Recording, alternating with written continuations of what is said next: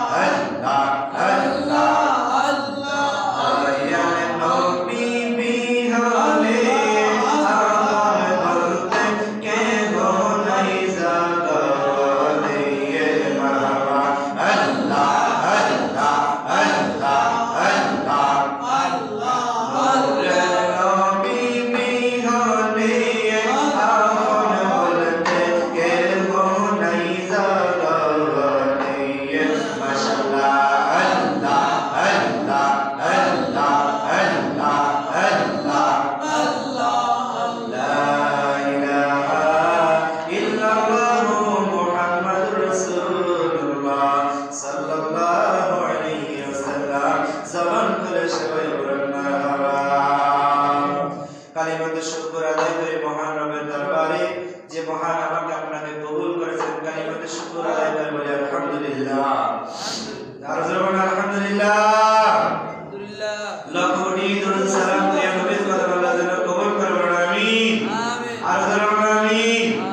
আমি যে জিকিরের মধ্যে বলেছি আমার জায়গা হইব নি আমার মরার আশার জায়গা মসজিদের পাশে আমায় কবর দিয়ে কইরা জোরে জোরে কন্না আল্লাহু আকবার। আর জোরে কন্না আল্লাহু আকবার। আমার ভাইরা বন্ধুরা বাবারা কাজী নজরুল ইসলাম ক্লাস 8 পাস কি pass class 8 pass Kazi Nazrul Islam আমাদের জাতীয় কবি। ওই কাজী নজরুল ইসলাম লিখেছে আমার কবর দিও আমার মসজিদের পাশে যেন আমি কবর থেকে যেন আমার ওই মসজিদের পাশে কবর দিলে মসজিদ থেকে যেন আমি তোমার আওয়াজ শুনতে পাই মসজিদ থেকে যেন আমি আযানের ধ্বনি শুনতে পাই। জোরে জোরে বলেন সুবহানাল্লাহ। এই জন্য বলেছে আমার জায়গা হইবনি আমার মরা লাশের জায়গা মসজিদের পাশে আমায় কবর দিও কইরা। মসজিদের পাশে যদি আমার আপনার কবর হয় রে বন্ধু যখন আযান হইব ওই আযানের সময়টা কবর আযাব আমার আল্লাহ বন্ধ করে দিবে। জোরে বলেন সুবহানাল্লাহ। মসজিদের পাশে কবর হলে আপনার কি লাভ রে বাবা বন্ধু?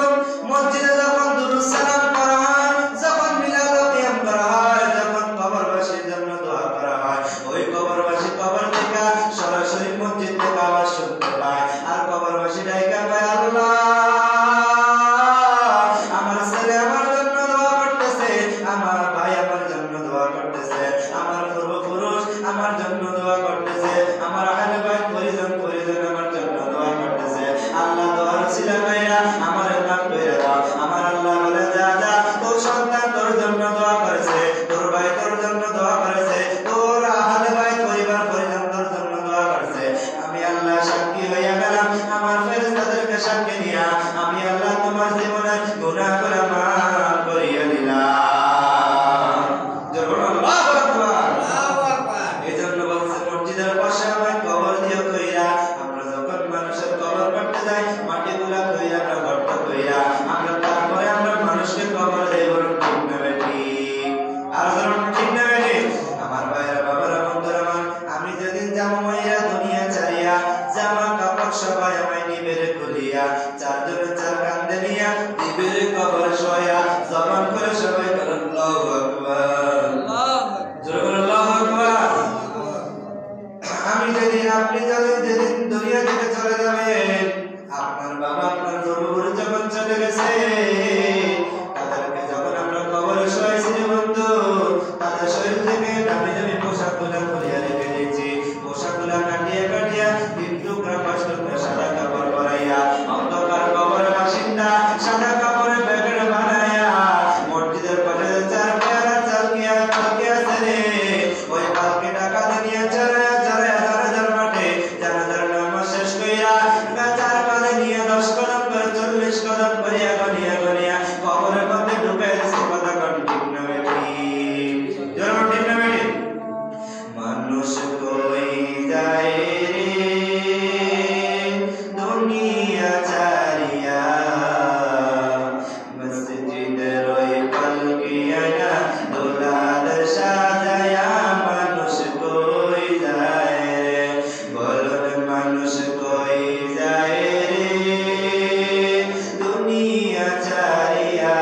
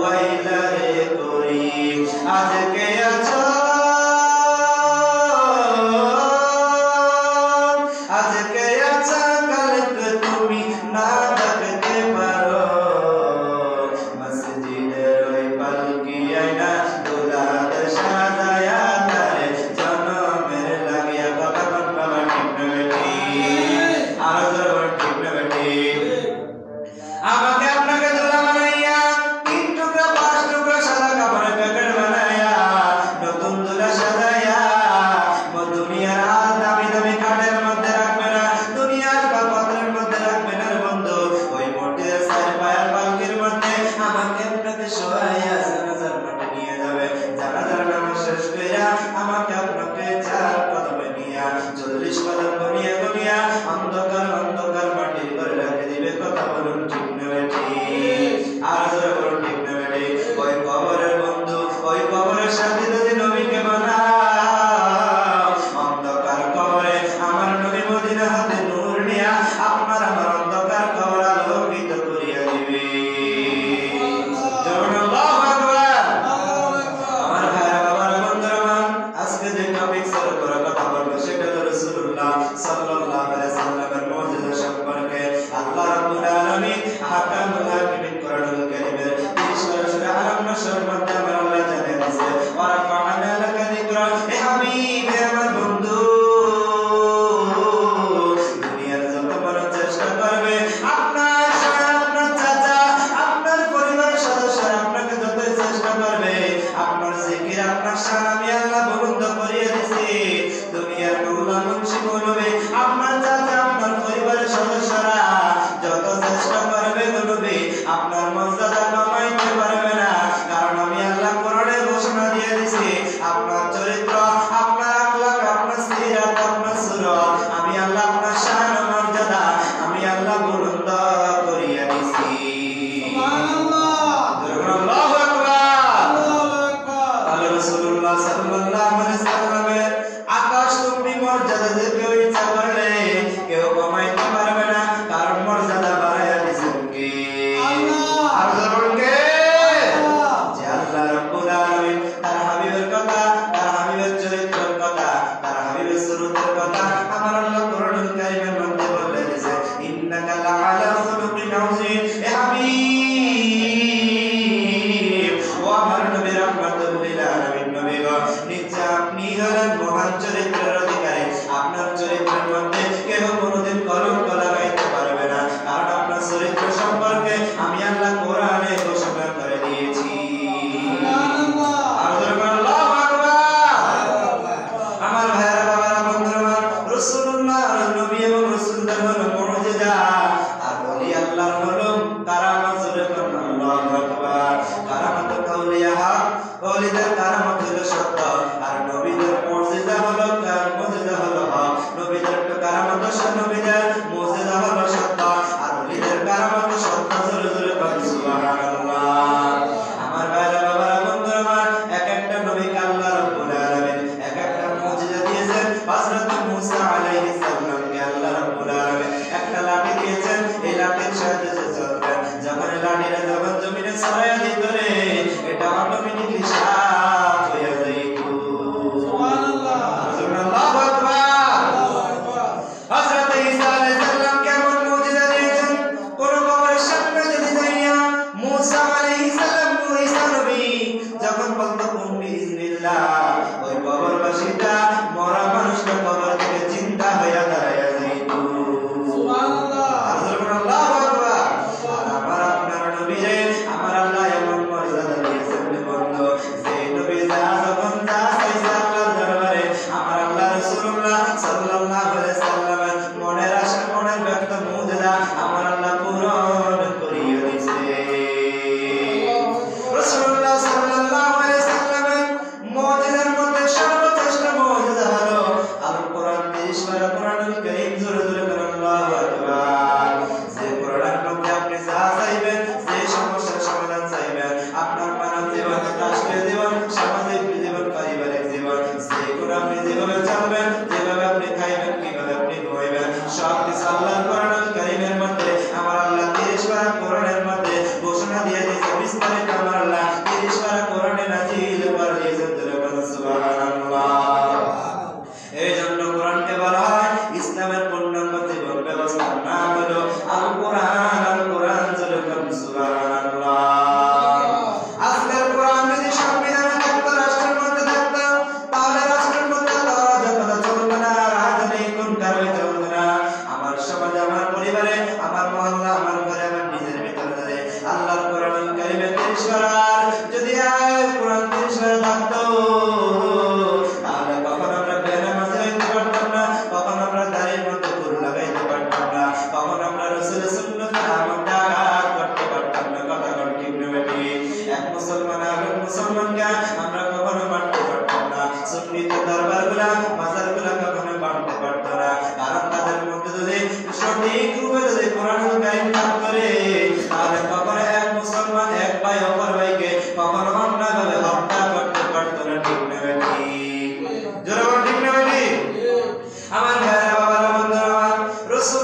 সাল্লাল্লাহু আলাইহি সাল্লামের আপন দাদা পর্যন্ত রাসূলকে দুশমনি করেছে, রাসূলকে কত কষ্ট দিয়েছে, রাসূলকে কত বেইজ্জতি করেছে।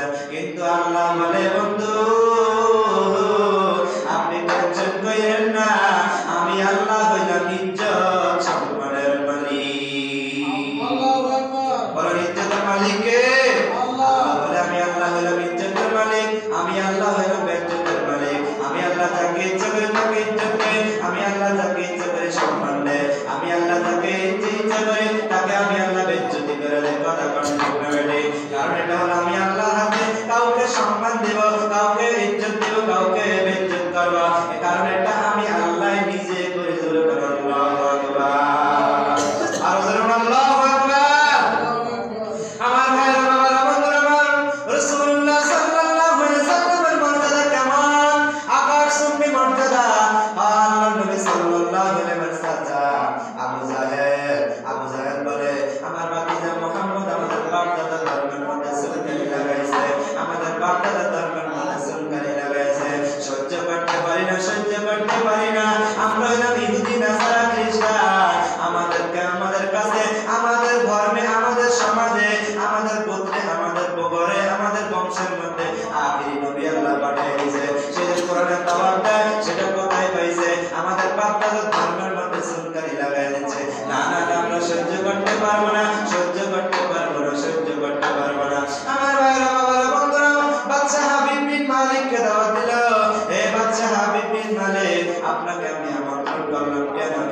আমার ভাতিজা মুহাম্মদের বিচার করা হবে, আমার ভাতিজা কেন আমাদের বাপ দাদার ধর্মের মধ্যে সুলকানি লাগাইছে এটা আপনি বিচার করবেন। আমরা যতই বিচার করছি, আমরা বিচার করতে বিচার আমরা সম্পূর্ণরূপে বিচার করে পাই না।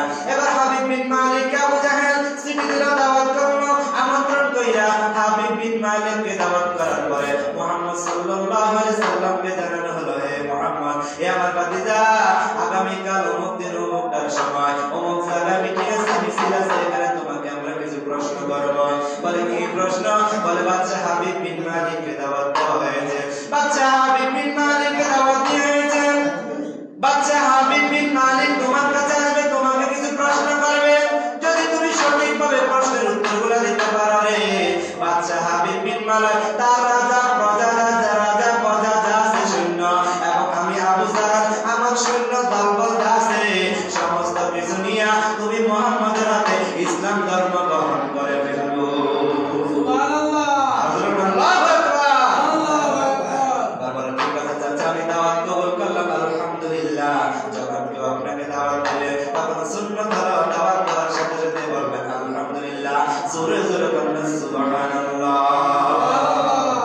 আমার ভাইরা বাবারা বন্ধুরা আমার, হাবিব বিন মালিক আসার সময় হয়ে গেল। এবার হাবিব বিন মালিক হলো বাদশা। আবু জাহেল এবার একটা স্বর্ণের চেয়ার বানাইলো, একটা রূপার চেয়ার বানাইলো। স্বর্ণের চেয়ারের মধ্যে বাদশা হাবিব বিন মালিককে বসতে দিবে, আর যে রূপার চেয়ার আছে রূপার চেয়ারের মধ্যে সেই আবু জাহেল বসবে। মন সাজাইলো, স্টেজ সাজাইলো। আবু বকর সিদ্দিক রাদিয়াল্লাহু তাআলা আনহু রাস্তার পাশ দিয়ে যাচ্ছে। আবু বকর সিদ্দিক রাদিয়াল্লাহু তাআলা আনহু দেখলেন কি সুন্দর করে মঞ্চ সাজাইলো, স্টেজ সাজাইলো। স্টেজের মধ্যে মাত্র কয়টা চেয়ার? দুইটা। আবার কয়টা? একটা হলো সামনের চেয়ার তাদের প্রধান অতিথি বাদশার জন্য, হাবিব বিন মালিকের জন্য। দুই নাম্বার হলো রূপার চেয়ার আবু জাহেলের জন্য। আবু বকর সিদ্দিকের দৃশ্য দেখা রাসূলের দরবারে এসে বলে, ইয়া রাসূলুল্লাহ, ইয়া হাবিবাল্লাহ,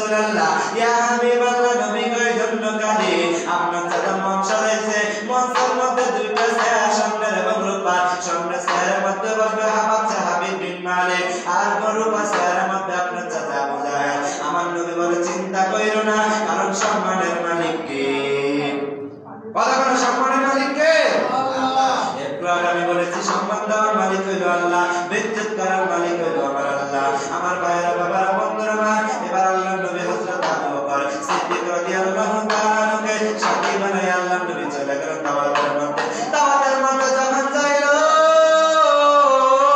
দাওয়াতের মধ্যে যখন প্রধান অতিথি দৃষ্টিতে উঠলো রে প্রধান অতিথি নজর দিয়ে দেখতেছে সামনের এবং উপরে যে দুইটা চেয়ার আছে রে ওই দুইটা চেয়ারের মধ্যে বড় একটা সাপ পানা দিয়ে বসে রয়েছে জোরে জোরে কন্যা আল্লাহু আকবার আর জোরে আল্লাহু আকবার কি বসে আছে সাপ বসে আছে বাচ্চা হাবিব বিন মালিক কে বলা হয় হে আবু জাহেল বলতেছে হে বাচ্চা হাবিব বিন মালিক আপনি চেয়ারের মধ্যে বসেন বাচ্চা বলে আপনি কি আমাকে অপমান করলেন নাকি আপনি কি আমাকে দাওয়াত দিয়ে অপমান করলেন নি বলে কি অপমান বলে আপনি আমাকে দাওয়াত দিয়েছেন প্রধান অতিথি আসলে আমাকে বসাইবেন আমার জন্য সামনে চেয়ার বানাইলেন কিন্তু আপনি কত বড় নিমুখারাম আমার সাথে বেইমানি করলেন আপনি আমার জন্য চেয়ার প্রধান অতিথি চেয়ার সামনে চেয়ার রাখলেন ওই চেয়ারের মধ্যে আনাম একটা বড় অজগর সাপ বসাই দিয়েছেন জোরে জোরে নাউজুবিল্লাহ এবার বাচ্চা বলে কোথায় সাপ বলে ওই যে চেয়ারের মধ্যে সাপ আবু জাহেল বলে আমি তো দেখি না বলে দুইটা চেয়ার আছে দুইটা চেয়ারের মধ্যে বিষাক্ত সাপ পানা দিয়ে দাঁড়ায় রয়েছে আমি যদি বসে এই চেয়ারের মধ্যে সাপ আমাকে ধ্বংস করে জোরে জোরে আল্লাহু আকবার তখন হঠাৎ নজর দিয়ে দেখতেছে আল্লাহর নবী সাল্লাল্লাহু আলাইহি সাল্লাম ওই অনুষ্ঠানের মধ্যে আল্লাহর নবী হাজির হয়ে গেছে এবার আবু জাহেল লাইকা মানে এটা মুহাম্মাদের জাদুর কাজ জোরে জোরে নাউজুবিল্লাহ আর জোরে নাউজুবিল্লাহ বলতেছে মুহাম্মাদের জাদু দিয়া কি করছে এখানে সাপ বসে দিয়েছে যেন আমরা চেয়ারের মধ্যে না বসতে আমার ভাইয়েরা বাবারা বন্ধুরা আমার দেখেন রাসূলুল্লাহ সাল্লাল্লাহু আলাইহি সাল্লামের কেমন মুজিজা আমার নবী এবার কি করলো ওই প্যান্ডেলের মধ্যে নিচের মধ্যে বসার জন্য রেডি হয়ে গেল আবু বকরকে নিয়ে যখন প্যান্ডেলের মধ্যে যখন বসার জন্য রেডি হয়ে গেল বাদশা হাবিব বিন মালিক ডাইকা বলে মুহাম্মদকে বলে উনি বলে মুহাম্মদের এত নূরানি চেহারা এত সুন্দর ওয়ালা চেহারা ওনাকে নিচে বসা দেওয়া যাবে না আমার যে প্রধান অতিথির যে আসন আছে যে চেয়ার আছে ওই চেয়ারের মধ্যে ওই নূরের মানুষ রাহমাতুল লিল আলামিনকে বসায়া দেন সুবহানাল্লাহু আকবার তাদের ষড়যন্ত্র হলো আমাদের চক্রান্ত হলো যেহেতু চেয়ারের মধ্যে সাপ আছে যদি মুহাম্মদ বসে মুহাম্মদকে ধ্বংস করে ফেলবে আমাদের প্ল্যান সাকসেস হয়ে যাবে কারণ সমস্ত ক্ষমতার মালিক কে রে বাবা কথা বলা কে কারণ সমস্ত ক্ষমতার মালিক কে এই কুদরত লীলা খেলাইছে কে আল্লাহ কথা বলা কে আল্লাহ আমার ভাইরা বাবারা বন্ধুরা আমার এবার রাসূলুল্লাহ সাল্লাল্লাহু আলাইহি সাল্লামকে নিচের থেকে ডাক দিয়ে যখন আল্লাহ এবার নিজের চাচা আবু জাহেল বলে এতক্ষণ পর্যন্ত শত্রুতা নেই বলে হ্যাঁ তুমি বসো আমার নবী প্রধান অতিথি চেয়ারে সামনে চেয়ারে বসে গেল জোরে বলেন সুবহানাল্লাহ এবার নজর দিয়ে দেখতেছে কি রে বাদশা হাবিব বিন মালিক বলছে এটার মধ্যে সাপ আছে বিষাক্ত সাপ রূপার দুটো চেয়ারের মধ্যে সাপ আছে এখন যে মুহাম্মদ আমার ভাতিজা বসে গেছে এখন আমার ভাতিজাকে কামড়ায় না ব্যাপার কি এবার বাদশা হাবিব বিন মালিক পাশের চেয়ারটা যে খালি আছে ওই রূপার চেয়ারের মধ্যে বাদশা হাবিব বিন মালিক বসে গেল সুবহানাল্লাহ দুইটা চেয়ার আছে সেটা কোনো চেয়ার নাই দুইটা চেয়ার তো ভরপুর হয়ে গেল প্রধান অতিথির চেয়ার আমার রাসূলুল্লাহ সাল্লাল্লাহু আলাইহি সাল্লাম বিশেষ অতিথির রূপার চেয়ার হযরতে ইয়া বাদশা হাবিব বিন মালিক বসে গেল এবার আবু জাহেল কোথায় বসবে আবু জাহেলের জায়গা নিচে চলে গেল আল্লাহু আকবার আর ধরুন আল্লাহু আকবার যারা রাসূলের সাথে দুশমনি করবে আমার আল্লাহ টেকনিকে তাদের সাথে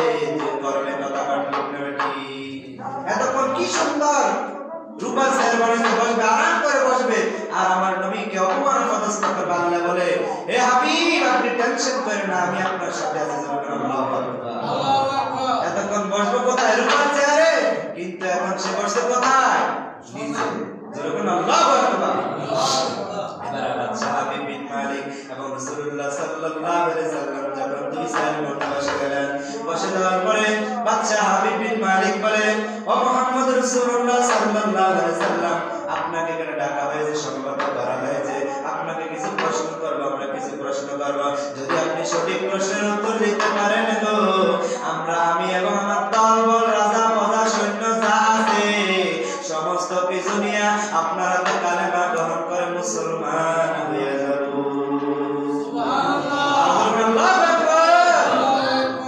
এবার আমার নবী বলে, বাচ্চা হাবিব বিন মালিক, আপনি সম্মানিত লোক, আপনি সফর করে আমাদের দেশে আসছেন, আমাদের গ্রামে আসছেন, আমাদের অঞ্চলে আসছেন, আপনি কি শুনতে চান, কি কথা, কি প্রশ্ন করতে চান? বলে, প্রথম প্রশ্ন হলো রে, আকাশের মধ্যে যে চাঁদ আছে রে, ওই চাঁদটা যদি দুই টুকরা কইরা দেখাইতে পারে, তাহলে আমি আপনার কাছে কালেমা কইরা মুসলমান হয়ে যাব। আল্লাহু আকবার।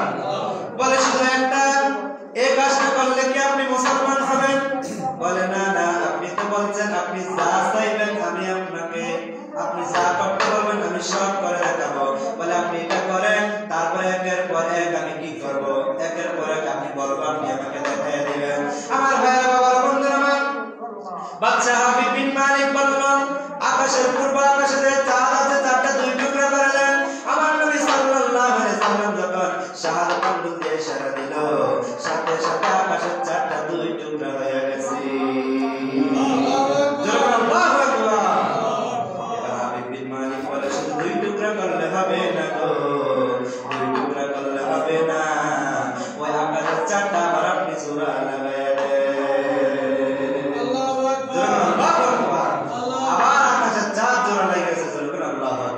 বাদশা হাবিব বিন মালিক বলে, এখানে শেষ না, এখানে শেষ না, ও আখির নবী মুহাম্মদ রাসূলুল্লাহ সাল্লাল্লাহু আলাইহি সাল্লাম, এখানে শেষ না নবী, এখানে শেষ না।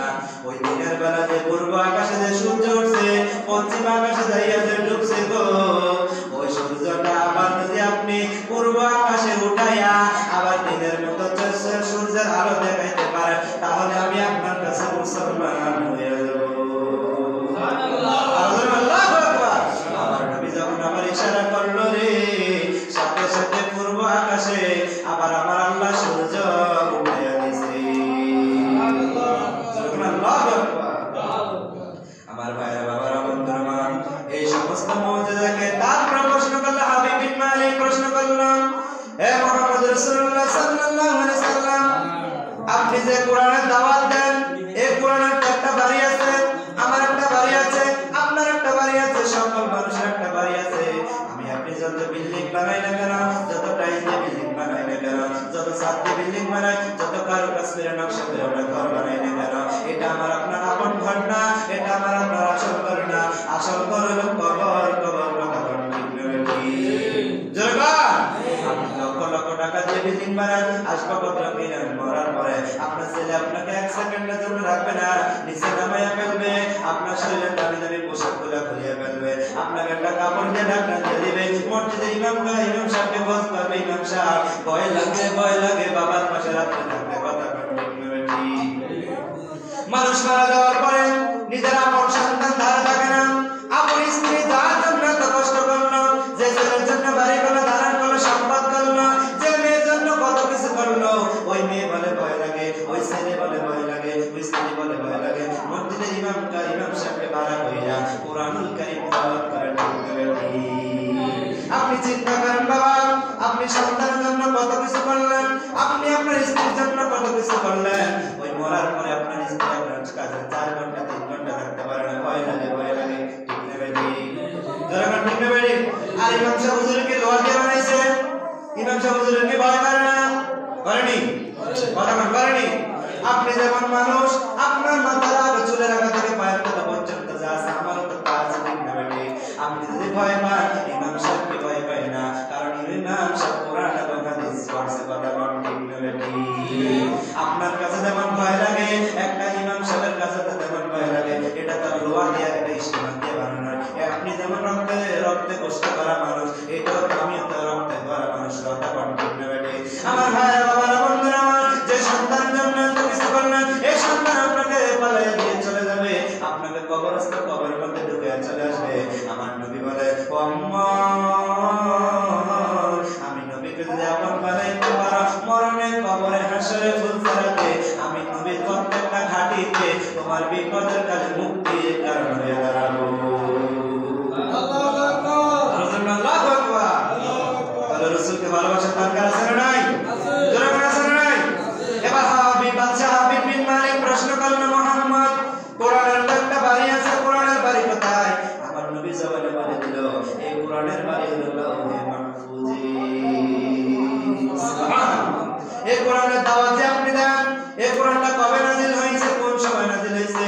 আমার নবী সাল্লাল্লাহু আলাইহি ওয়াসাল্লাম রাসূলের এটা রমজান মাসে নাযিল হয়েছে।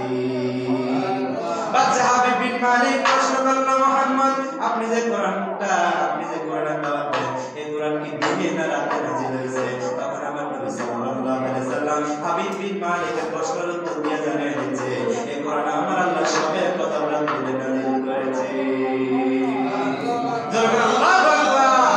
আমার নবীকে যা প্রশ্ন করা হয়, হাবিব বিন মালিকের প্রশ্নের উত্তর পেয়ে যায়। হাবিব বিন মালিক বলে, ইয়া রাসূলুল্লাহ, ইয়া হাবিবাল্লাহ, নবী গো, আর প্রশ্ন করব না, আর আপনার উত্তর দেওয়া লাগবে না।